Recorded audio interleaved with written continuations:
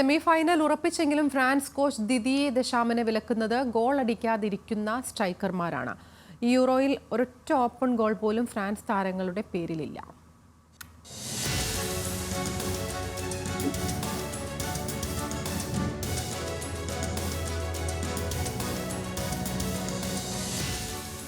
France ഈ യൂറോയിൽ 5 മത്സരങ്ങൾ പൂർത്തിയാക്കി അവസാന 4-ലെത്തിയപ്പോൾ സൂപ്പർ താരം കിലിയൻ എംബാപ്പെ നേടിയ ഈയൊരു ഗോൾ മാത്രമാണ് ഫ്രഞ്ച് താരങ്ങളുടെ പേരിലുള്ളത്.